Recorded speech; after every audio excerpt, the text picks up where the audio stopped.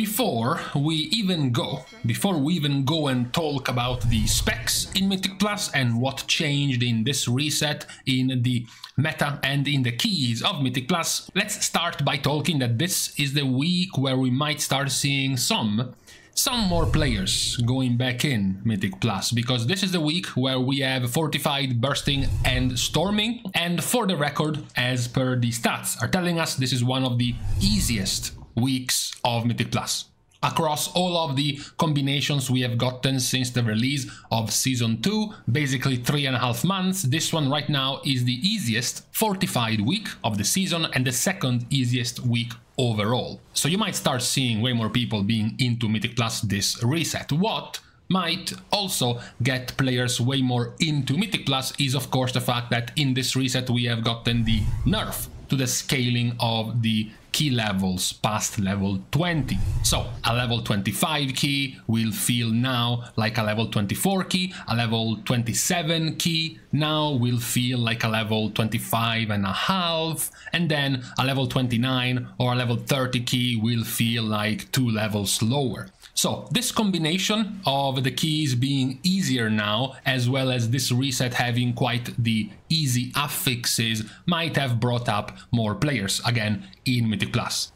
Now, still though, when we talk about players getting back into Mythic Plus, we have to point out that at the moment we are living through a very unique situation in Mythic Plus, where the popularity of a certain select number of specs is very, very pronounced.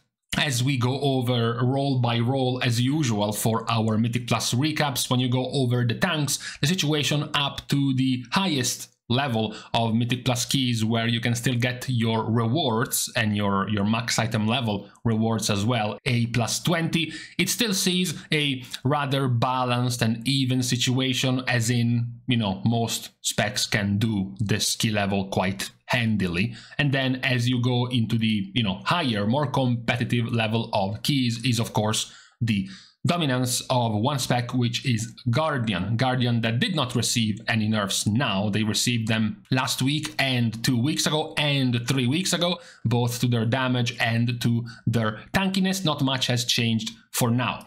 Same can be said for Paladin. Yes, they have not broken their previous records of a couple of weeks ago of 76% popularity, but they still remain the standout choice in Mythic Plus. Once we, you know, drag this back to a more balanced key level, you still see that nearly 1 in 3 of the healers still remain holy paladins. Then you have the melee DPS, which is a much less relevant, as we point out every time we look at the melee DPS in this season, because their numbers are just low when it comes to Mythic Plus. At least they have 4.7 thousand entries in 25 plus level keys compared to the range DPS, who have almost 20,000, so almost 5 times as many ranged DPS than there are melee. And of course, they are the 3 main ones you have seen, you know, every time in high keys, in tournaments, from streamers and from top level keys. They are still the same 3: the priest, the mage, and the augmentation evoker. This week, besides the nerf to the scaling of the keys, we have also gotten a significant nerf to the utility of priest, because we have gotten some, you know, less importance on the value of Master Spell in a couple of dungeons, but that type of nerf from Blizzard was done quite badly. There are still many things in multiple dungeons that benefit a lot from having a priest with Master Spell, so the couple of nerfs in the damage of the dots of the dragons in Halls of Infusion and the damage of the dots on the draconids on Uldaman is still not nearly enough to make Master Spell bad. However, they did have the nerf that makes Mind Soothe now at a similar level as Invisibility, as, you know, Shroud or Mass Invisibility or simply an Invisibility Potion, meaning that Mind Soothe is now no longer effective against targets that have stealth detection. So, if you could not skip a particular pack of mobs without Invisibility, then you still can't now with Mind Soothe. Mind Soothe can still, though, work in many different packs where they can still be dodged by Mind Soothe, but it is definitely a step in the right direction when it comes to fixing the problem of this composition. Many players have pointed out when talking about the state of Mythic Plus that nerfing the numbers of the specs doesn't really matter too much, because each and every one of them have or bring something that goes beyond the numbers, goes beyond, for example, their damage, the DPS that a Shadow Priest can do, or the HPS that a Holy Paladin can bring. So even if you keep nerfing, for example, Shadow Priest in damage or Fire Mage in damage, it's not that they will just go away. We can definitely see the effects on the overall power of the specs, because, for example, we have pointed out multiple times how Fire Mage kept getting nerfed in their AoE damage, yet they kept staying at 170,000 average damage. Now they are not even at 150.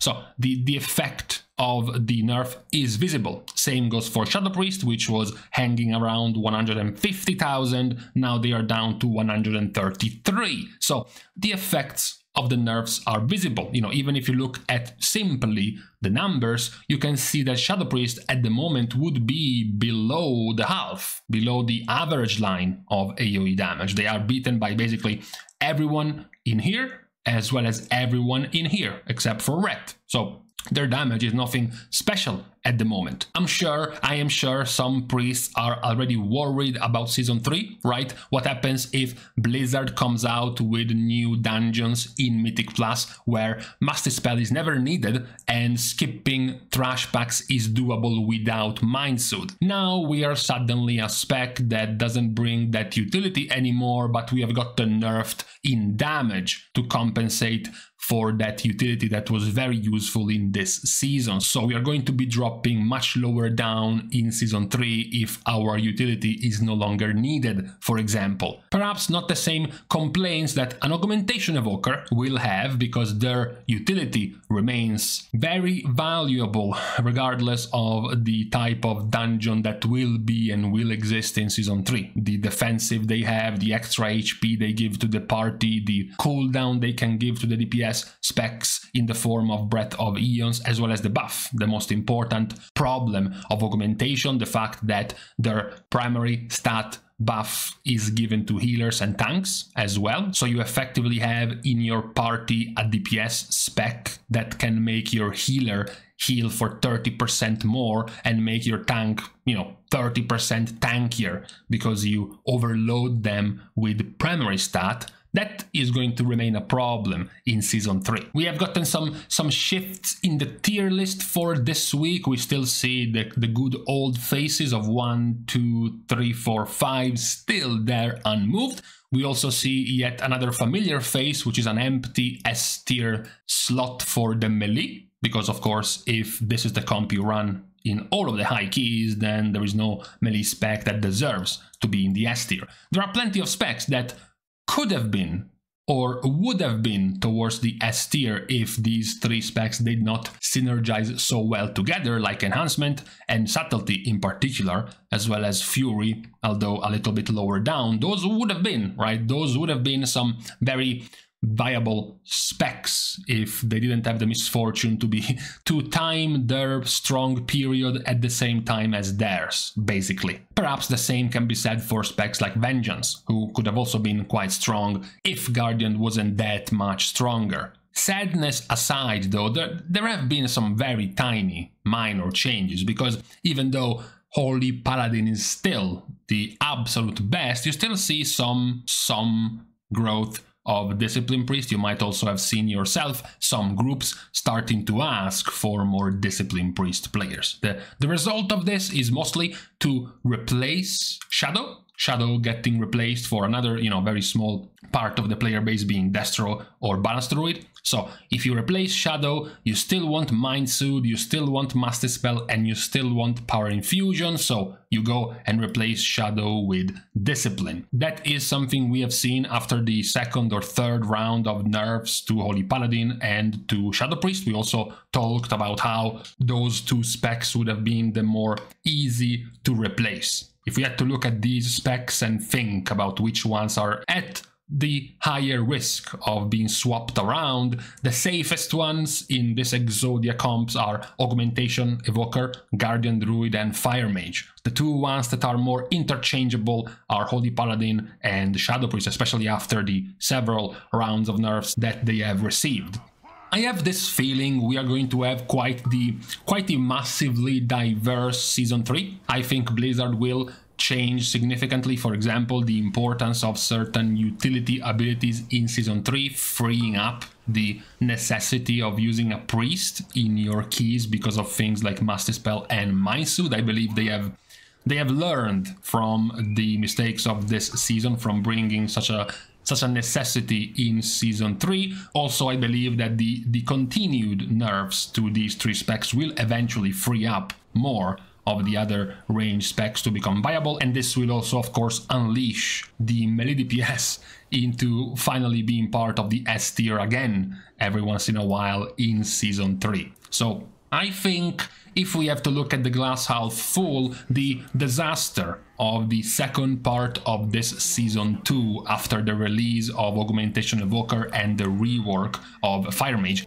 will at the very least help Blizzard come up with something much more balanced and much more even in Season 3. I think it's gonna be quite unlikely to expect Blizzard to continue on this level of power in the next season. Luckily for them, I guess, a little bit more unlucky for us, we still have approximately, according to the voices in the corridors, about 2 to 2.5 months before the release of Season 3, so there is definitely plenty of time to come up with ideas and solutions on what to do, figuring out how to fix this situation at the moment. We have seen and we have also talked about how and what we could do to fix this. There are plenty of people having different ideas. There is the classic, for example, don't nerf the powerful specs, instead buff every other one of the weak specs. There are others pointing out simply remove the power of Mind Soothe and Master Spell in dungeons to make it more fair for all of the other specs.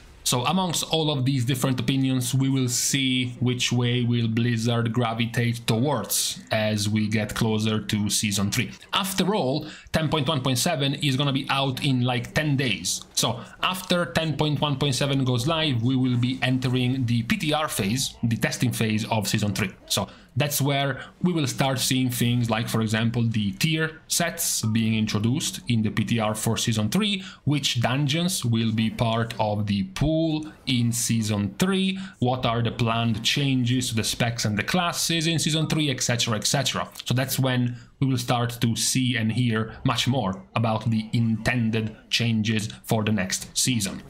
Now, with this out of the way, as we continue on this somewhat stale situation in Mythic Plus with the same 5 specs dominating, we are now leaving each other on this Friday, according to some hipsters, the beginning of the weekend. With these things out of the way, it's time to leave each other by, of course, starting the thanks to our dear Patreon supporters for the contribution and the help to the growth of the channel, which, that being said, can still be given for free. You can like and comment down below, as well as subscribe to the channel itself, completely for free. So, with these superficial things out of the way, thank you guys again for watching, see you guys tomorrow, and in the meantime, that wasn't Copium, by the way. I wasn't overdosing on a failed batch of Copium, I'm actually convinced. I am convinced Season 3 will be much more even and balanced than what we have gotten so far.